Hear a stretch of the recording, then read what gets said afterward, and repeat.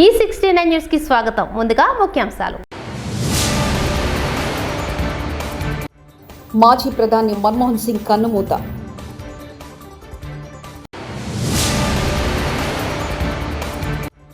మన్మోహన్ సింగ్ దేశానికి అవిశ్రాంతంగా సేవలందించారు. సీఎం చంద్రబాబు.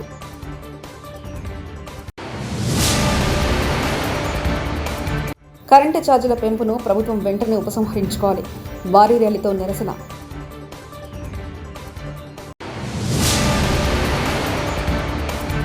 ఆ పరిశ్రమల యాజమాన్యానికి సారీ చెబుతున్నా జేసీ ప్రభాకర్ రెడ్డి. కాంగ్రెస్ సీనియర్ నేత మాజీ ప్రధాని మన్మోహన్ సింగ్ 92 సంవత్సరాలు. ఆయన కన్ను మూశారు. ఆయన మరణాన్ని ఎయిమ్స్ వైద్యులు ధృవీకరించారు. ఆ విషయాన్ని కాంగ్రెస్ ఎంపీ ప్రియాంక గాంధీ భర్త రాబర్ట్ వాద్రా ట్వీట్ చేశారు. గురువారం సాయంత్రం తీవ్ర అస్వస్థతకు గురైన ఆయన్ను ఢిల్లీలోని ఎయిమ్స్కు తరలించారు. అక్కడ ఎమర్జెన్సీ వార్డుల్లో వైద్యులు చికిత్స అందించారు. అయితే కొద్దిసేపటికి తీవ్ర అస్వస్థతకు గురై ఢిల్లీ ఎయిమ్స్లో చేరిన ఆయన చికిత్స పొందుతూ గురువారం రాత్రి 9:51 మన్మోహన్ సింగ్ మరణించారని AIIMS media cell professor in charge doctor Reema Dada ఒక ప్రకటనలో చెప్పారు.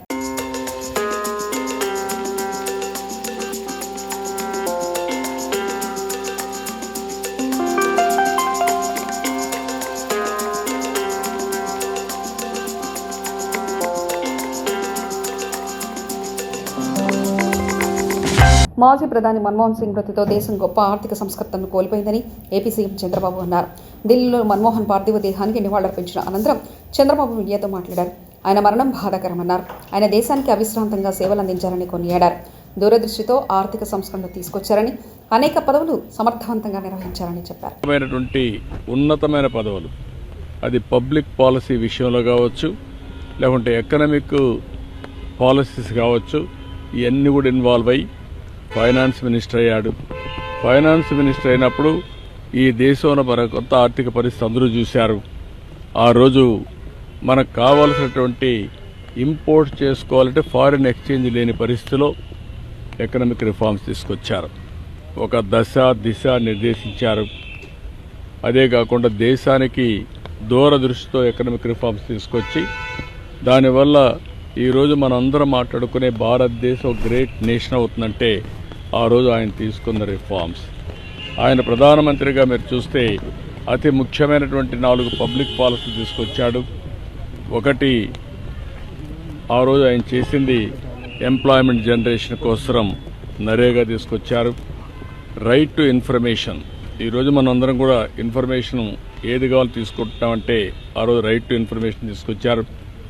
రైట్ టు ఎడ్యుకేషన్, కంపల్సరీగా చదువుకోవాలి, ఆ విధంగా రైట్ టు ఎడ్యుకేషన్ తీసుకొచ్చారు. ఈరోజు యుఏఐడి కింద ఆధార్ ఏదైతే అథెంటికేషన్ ఉందో అది ఎక్కడ కూడా ఏమాత్రం కూడా ప్రభుత్వం ఖర్చు పెట్టే డబ్బుల్లో ఫ్రాడ్ లేకుండా చేయగలిగారంటే అది ఒక పెద్ద అసెట్గా చేయగలిగారు. ఇలాంటి వినూత్నమైన పాలసీలు తీసుకొచ్చిన వ్యక్తి మన్మోహన్ సింగ్ గారు. ఎవరికి కూడా ఈ గౌరవం దక్కదు. ఒక అకాడమిషియన్, ఒక పాలిటీషియన్, ఒక ఎకానమిస్ట్, ఒక బ్యూరోక్రాట్, ఈ 4 కూడా సమర్థవంతంగా పనిచేసిన వ్యక్తి, రాణించిన వ్యక్తి మన్మోహన్ సింగ్ గారు. అలాంటి వ్యక్తి ఈరోజు మన దగ్గర లేకపోవడం చాలా బాధ, దేశానికి తీవ్రమైన నష్టం. కానీ ఆయన ఐడియాలజీ శాశ్వతంగా ఉంటుంది. ఆయన ప్రారంభించిన రిఫార్మ్స్ శాశ్వతంగా ఉంటాయి. ఈ రిఫార్మ్స్ని ముందుకు తీసుకుపోవాల్సిన బాధ్యత ఈ దేశ ప్రజలందరిపైన ఉంటుంది. అది తీసుకుపోతామని తెలియజేసుకుంటూ అందరికీ నమస్కారం. తిరుమల శ్రీవారిని బ్యాడ్మింటన్ క్రీడాకారిణి పివి సింధు దంపతులు దర్శించుకున్నారు. శుక్రవారం ఉదయం స్వామివారి అభిషేక సేవలో వారు పాల్గొన్నారు. తిరుమల తిరుపతి దేవస్థాన అధికారులు వారికి స్వాగతం పలికి దర్శన ఏర్పాట్లు చేశారు. దర్శనానంతరం రంగనాయకుల మండపంలో పివి సింధు దంపతులకు పండితులు ఆశీర్వచనం చేసి స్వామివారి తీర్థప్రసాదాలను అందజేశారు.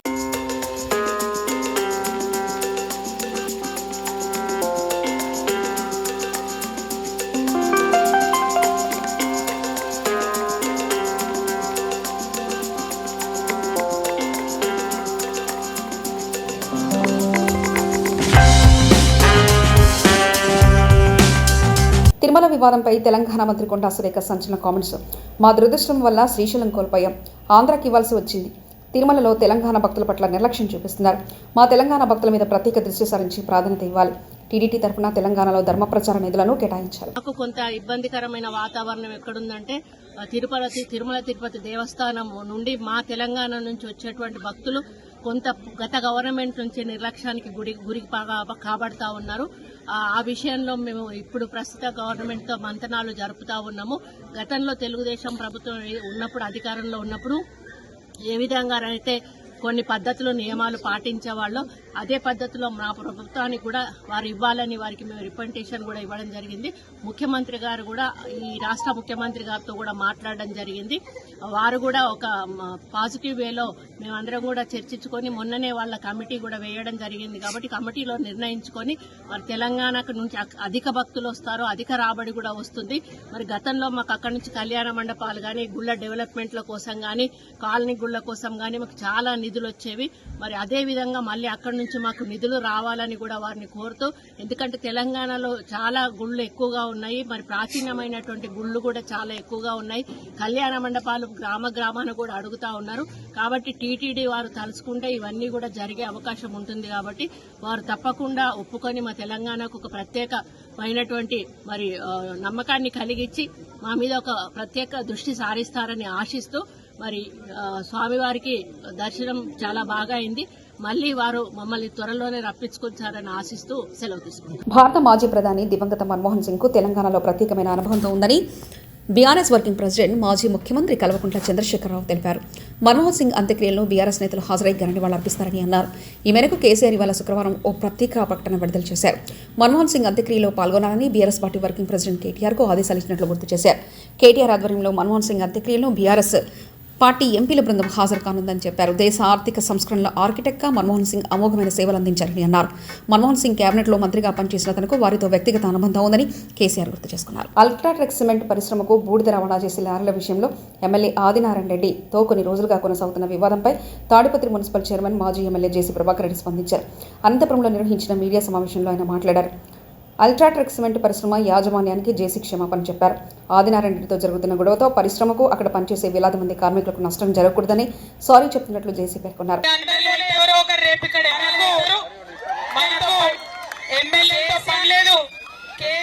యాజమాన్యానికి మరియు ఈ విషయంలో మా లారీ వాళ్ళు ఎంప్లాయీస్ కష్టపడ్డారు, నష్టపోయినారు. అందువల్లనే నా పిల్లలు, నా భార్య దాంట్లో అర్థం ఉంది కాబట్టి నేను ఈరోజు మీ ముందుకు వచ్చి సిమెంట్ ఫ్యాక్టరీ క్షమాపణ చెప్పుకుంటున్నాను. నేను ఒకటి చెప్తాను, నేను ఏమీ కాదు, 5 ఏళ్ళు నేను అవస్థపడ్డా. ఎందుకు? నేను ఎవరి కోసం అవస్థపడలేదు, మా ఊరి జనం కోసరం, నన్ను నమ్మిన జనం కోసరం కష్టపడ్డా. నాకు ఏ పార్టీ నాయకులు చెప్పలేదు ఇలా చేయి అలా చేయని. నన్ను ఎవరైనా కలిస్తే ఉంటారు, నా గడిచిన 5 సంవత్సరాల్లో నువ్వు చాలా చాలా చాలా నష్టపోయినావని. నేనేమి నా పొగుడుతోనూ నా యొక్క ప్రిషియస్ కోసమో నష్టపోయినా. నేను ఎవరిని బ్లేమ్ చేయను, అవసరం లేదు. లేని వాళ్ళం ఈరోజు కూడా మాకేం పోయినా మేము బాగానే ఉన్నాం. ఎస్, 5 ఏళ్లలో నేను పోగొట్టుకున్నా. ఎవరి వల్ల పోగొట్టుకున్నా? నా పొగురు, నా ప్రిస్టేజ్ వల్ల పోగొట్టుకున్నా అంతే. నా కోరమంగళంలో ఇల్లు ఉండే, ఎప్పుడో కొనిచ్చిన మీ టీవీ ఏషియా నెట్ ఓనర్దే ఆ ఇల్లు. హెచ్ఎస్ఆర్ లేఅవుట్ కూడా నాకు ఉన్నాయి. ఈ 5 ఏళ్ల కోసం నేను నమ్ముకున్నా. నేను తప్పు చేయలేదు. పాండ్యాస్ నేను డబ్బుల కోసమా? డబ్బుల కోసం అవసరం లేదు. ఈరోజు కూడా బాగున్నా. ఇవన్నీ చెప్తా వస్తానంటే రాధాకరం పాండ్యాస్ కోసరం. చంద్రబాబు పెంచిన విద్యుత్ ఛార్జీలు వెంటనే వెనక్కి తీసుకోవాలని, విద్యుత్ భారాన్ని ప్రభుత్వమే భరించాలి. రాజమండ్రి కరెంట్ ఆఫీస్ వద్ద విద్యుత్ అధికారులకు వినతి పత్రం అందజేసిన రాజమండ్రి మాజీ పార్లమెంట్ సభ్యులు వైఎస్ఆర్సీపీ రాష్ట్ర అధికార ప్రతినిధి మార్గారి భరత్. విద్యుత్ బాధుడిపై పోరుబాటలో పాల్గొన్న జిల్లా అధ్యక్షులు చెల్లిబైన వేణుగోపాలకృష్ణ గారు, మాజీ శాసనసభ్యులు రౌతు సూర్యప్రకాష్ రావు గారు, ఇతర నాయకులు. ఈ శ్రేణులందరూ కూడా నిరసన కార్యక్రమం చేపడుతున్నారు. ప్రజల పక్షాన నుంచుని పోరాటం చేస్తా ఉన్నారని ఈ సందర్భంగా తెలియపరుస్తూ సుమారుగా 15,000 కోట్ల రూపాయలు ప్రజలపైన భారం వేసే కార్యక్రమం చేపట్టారు. ఇదే చంద్రబాబు నాయుడు గారు మరి ప్రతిపక్షంలో ఉన్నప్పుడు చెప్పిన మాట ఏంటి? ఆయన నాణ్యమైన విద్యుత్ ఇస్తాను, కరెంటు ఛార్జీలు పెంచబోను అని నొక్కి వక్కానికి చెప్పాడు. మరి ఇవాళ ఏం జరుగుతా ఉంది? ఇదే చంద్రబాబు నాయుడు గారు చరిత్రహీనుడు కిందన గతంలో మనకు అందరికీ గుర్తుంది, హైదరాబాద్ బషీర్బాగ్ లో 3 వ్యక్తుల్ని కాల్చి చంపిన ఉదంతం కూడా ఇంకా ఎవరు కూడా ప్రజలు మర్చిపోలేదు. అది కూడా కరెంటు ఛార్జీలు పెంపు పైన ప్రజా ఆగ్రహానికి గురయ్యారు. మరి ఇవాళ వైఎస్ఆర్సీపీ ఇచ్చిన పిలుపు మేరకు ఆంధ్రప్రదేశ్ వ్యాప్తంగా వైఎస్ఆర్సీపీ శ్రేణులందరూ కూడా కదం తొక్కి ఇవాళ ఎస్సీ ఆఫీసుల దగ్గరకు వచ్చి డిఈ ఆఫీసులు, ఏడీఈ ఆఫీసులు, సీఎండీ ఆఫీసుల దగ్గరకు వెళ్లి నిరసన కార్యక్రమం చేపట్టి మీరు ఏదైతే కరెంటు ఛార్జీలు పెంచారో బేషరతుగా తగ్గించాలని ఇవాళ వైఎస్ఆర్సీపీ తరపున మేము డిమాండ్ చేస్తా ఉన్నాము. ఖచ్చితంగా మీరు ఉపసంహరించుకోకపోతే ప్రజా ఆగ్రహానికి గురవుతారని కూడా ఈ సందర్భంగా తెలియపరుస్తూ ఖచ్చితంగా జగన్మోహన్ రెడ్డి గారి నాయకత్వంలో మళ్లీ మా ప్రభుత్వం వస్తుంది, ఖచ్చితంగా ప్రజలకు మరింత మంచి చేస్తామని కూడా ఈ సందర్భంగా తెలియపరుస్తూ ఇప్పటికే ప్రజలు తెలుసుకుంటా ఉన్నారు. గతంలో జగన్మోహన్ రెడ్డి గారు ఏ రకంగా పథకాలు ఇచ్చేవారు, ఇప్పుడు ఈ గడిచిన 7 నెలల్లో పులివెందుల విజయ గార్డెన్లో జరిగిన సంగీత అహ్మద్ల వివాహానికి హాజరైన వైఎస్ దంపతులు.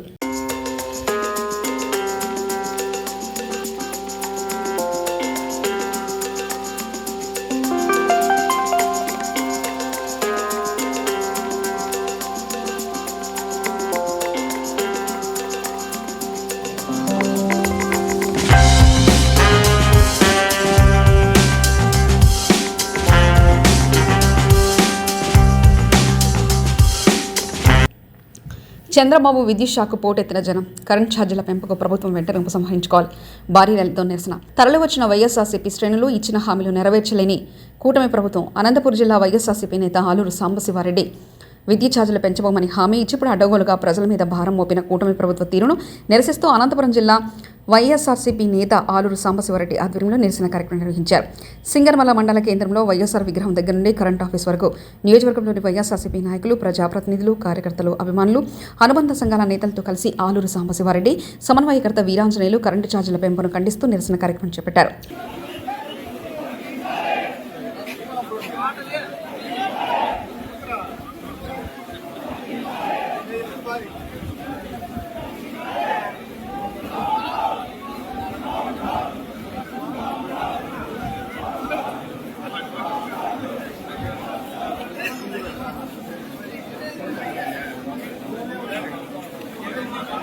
తగ్గిస్తాము అని చెప్పి చాలా సందర్భాల్లో మీటింగ్స్ లో చెప్పడం జరిగింది. మరి ఈరోజు ప్రభుత్వం 6 నెలలైంది. కరెంటు బిల్లు పెంచకపోవడం గత దేవుడెరుగు. గత నవంబర్ నెలలోనే దాదాపు 6,070 కోట్లు భారం మోపినాడు. అంటే సగటున నెలకి ₹1.28 చొప్పున యాడ్ చేసి నవంబర్ కరెంట్ బిల్ వచ్చింది. మళ్ళీ డిసెంబర్ నెలలో కూడా ఇంకో 9,400 కోట్లు, అంటే దాదాపు 15,400 కోట్ల రూపాయలు భారం ఈరోజు ప్రజలపైన వేసే పరిస్థితిని చూస్తున్నాం. ఇదే చంద్రబాబు నాయుడు మరి ప్రతిపక్షంలో ఉన్నప్పుడు మీరు కరెంటు ఛార్జీల మీద మాట్లాడారు, జగన్మోహన్ రెడ్డి గారు విపరీతంగా భారం వేస్తున్నారని. మరి మీరు వచ్చిన తర్వాత చేసింది ఏమిటి? అట్లాగే సోలార్ ఎనర్జీ తెస్తాను, సోలార్ నేనే కనిపెట్టా అన్నట్టుగా మాట్లాడి మరి ఏదో రకంగానే తగ్గిస్తా అని చెప్పి ఆ రోజు ఆయన ప్రభుత్వంలో మరి కరెంటుని, సోలార్ ని ఇవన్నీ ₹4.50 యూనిట్ కొని ఒప్పందాలు చేసుకుని మరి జగన్మోహన్ రెడ్డి గారు వచ్చిన తర్వాత ఆ ఒప్పందాల్ని ₹2.50కే దాదాపు కొన్నా కూడా ఈరోజు సెకితో ఒప్పందం చేసుకున్నా కూడా ఈ రోజు మళ్లీ జగన్మోహన్ రెడ్డి గారి మీద అభాండాలు. విద్యుత్ వెలుగుల కారణం చంద్రన్న, విద్యుత్ భారాలకు కారణం జలగన్న. మంత్రి గుమ్మడి సంధ్యారాణి. చంపేసి చాలామంది మీద రేప్ అటెంప్ట్ చేసి చాలామంది చచ్చిపోతే కనీసం ఒక్క అమ్మాయినైనా పలకరించారా? కానీ ఈరోజు మాత్రం తగుదనమ్మా అని బయటకు వస్తున్నారు. ఎందుకు? అధికారం పోయిన తర్వాత మీరు బయటకు రావాలనా? ఆ రోజు మీరు బయటకు వస్తే మనుషులే కాదు, పొరపాటు ఎక్కడైనా బయటకు వస్తే మనుషులతో పాటు చెట్లు, చేమలు కూడా ఏడ్చే పరిస్థితి తీసుకొచ్చారు. చెట్లు కొట్టేయడం, స్కూల్కి సెలవులు ఇచ్చేయడం, రోడ్లు ఎక్కడ పడితే అక్కడ గుంతలు తవ్వేయడం, పరదాలు కట్టేయడం, పోలీసులు పరిగెత్తించడం, మమ్మల్ని అవసరస్టులు చేయడం ఒకటా? బ్రిటిష్ వాళ్ళ పరిపాలన కన్నా చాలా చాలా దారుణంగా చేసిన మీరు ఈరోజు నీతి గురించి, న్యాయం గురించి, ధర్మం గురించి మాట్లాడే అర్హత మీకు అసలు ఉందా? మీరు 10 సార్లు కరెంటు బిల్లులు పెంచి ఈరోజు మళ్ళీ తగుందమ్మా అని మీరే వచ్చి ధర్నాలు చేస్తున్నారు. మీకంటే ఎలాగో. మాజీ ప్రధాని మన్మోహన్ సింగ్ కన్నుమూత.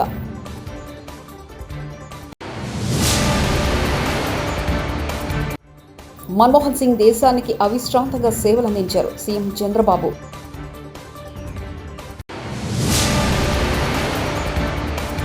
కరెంటు ఛార్జీల పెంపును ప్రభుత్వం వెంటనే ఉపసంహరించుకోవాలి. భారీ ర్యాలీతో నిరసన.